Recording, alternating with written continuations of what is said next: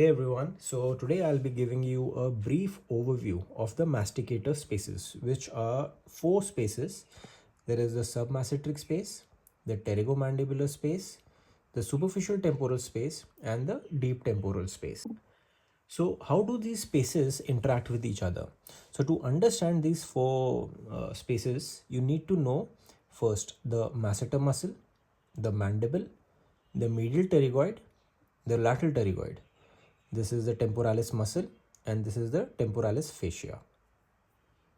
So the submasseteric space lies between the masseter muscle and the mandible.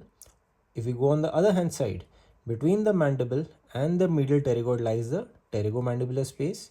Now going to the superior compartment, between the temporalis fascia and the temporalis muscle lies the superficial temporal space, and between the temporalis muscle and the calvarium lies the deep temporal space.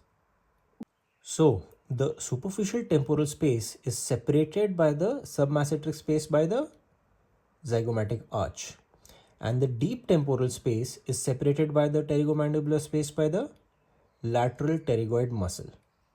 So with this, you have a brief idea of how these four spaces they interact with each other. It is very important to understand this because from a pericoronitis perspective, the infection spreads most commonly to either the pterygomandibular space or the submasseteric space. So now we know how these four spaces they interact with each other.